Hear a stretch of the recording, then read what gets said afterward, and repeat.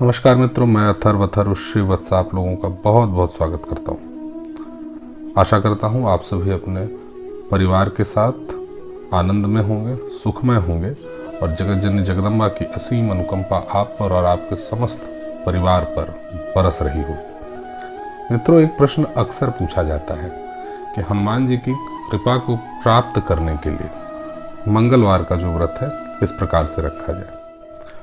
तो मैं आपसे एक बात कहूँगा, गोस्वामी जी ने कहा भी है, मंगल मूर्ति आरुति नंदन सकल अमंगल मूल निकंदन, कि हनुमान जी कलयुग में सिद्ध देव हैं।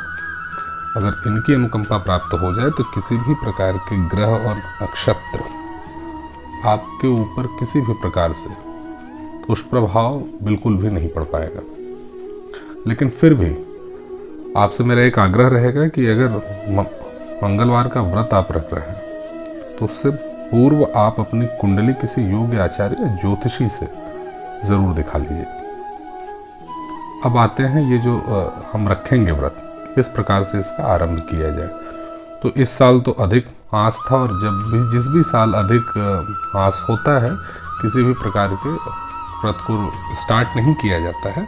लेकिन फिर भी जिस दिन जब से आपको स्टार्ट करना है, मंगलवार के दिन प्रातः काल सूर्योदय से पूर्व उठ जाइए। स्नान ध्यान करने के उपरांत एक लाल रंग के आसन पर स्वयं बैठिए। आपका जो वस्त्र होगा रेड कलर का ही होगा, लाल रंग का कपड़ा होगा और एक चौकी या एक आसन बनाइए जिस पे रेड कलर के कपड़े को बिछा के हनुमान जी की प्रतिमा या फिर हनुमान जी की कोई फोटो रखिए।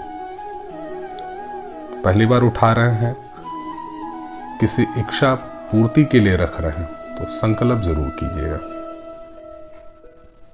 और अगर आपकी इच्छा है, कोई इच्छा नहीं है, किसी मनोकामना की पूर्ति के लिए अगर आप नहीं रख रहे हैं और आपको कंटिन्यू रखना है तो भी निष्काम भाव से भी संकल्प कीजिएगा।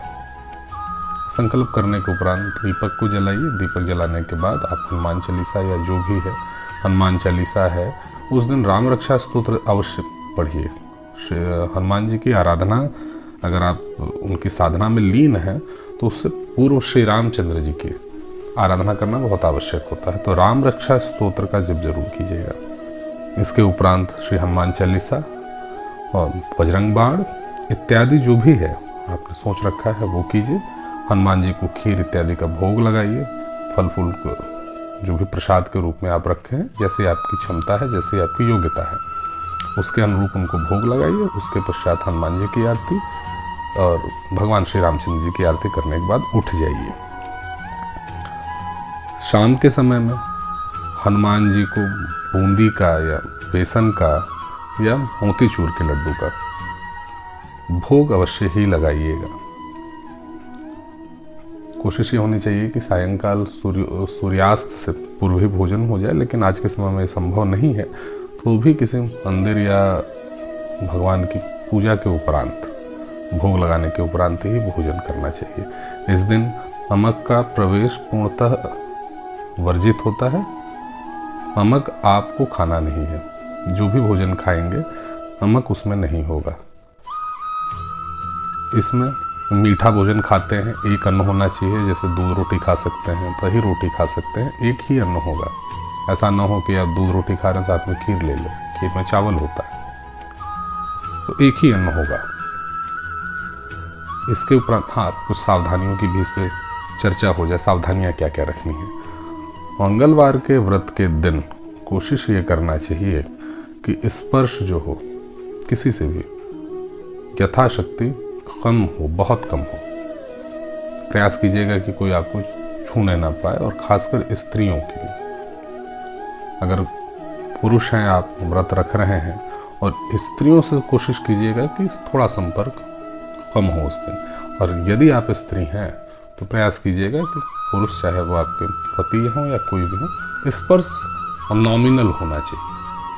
कारण ये होता है कि इसमें ऊर्जा, जब जो भी कोई व्रत या उपवास रखते हैं, और ये इस व्रत के लिए नहीं है, कोई भी व्रत आप रखते हैं तो उसमें कोशिश यही करनी चाहिए कि लोगों से छुअन बहुत ज़्यादा ना हो। क्योंकि जो भी व्रत आप रखते हैं उसमें ऊर्जा का संचय करते हैं और लोगों के छूने से वो ऊर्जा नष्ट होती है।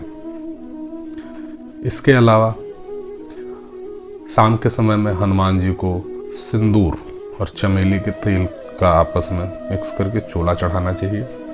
हनुमान जी को बूंदी, बेसन का लड्डू या मोतीचूर का जो लड्डू है उसका भोग लगाना चाहिए।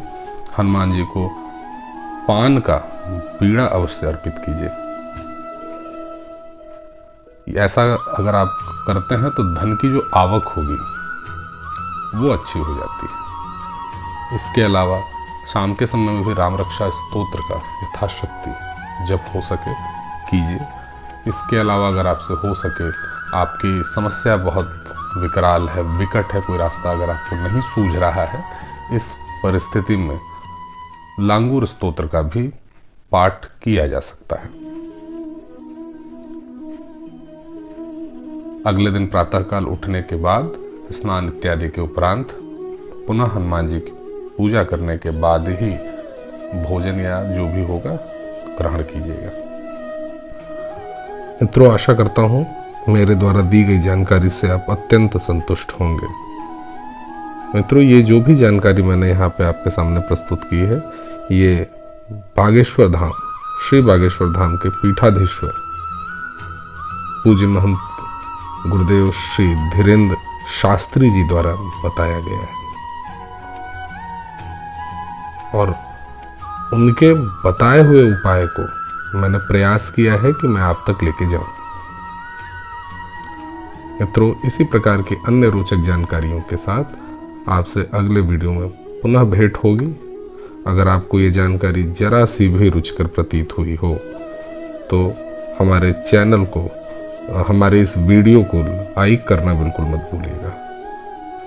अगर आप पहली बार हमारे चैनल पर आए हैं तो चैनल को सब्सक्राइब अवश्य कीजिएगा और इस वीडियो को अधिक से अधिक अपने मित्रों एवं सहयोगियों के साथ शेयर भी कीजिएगा।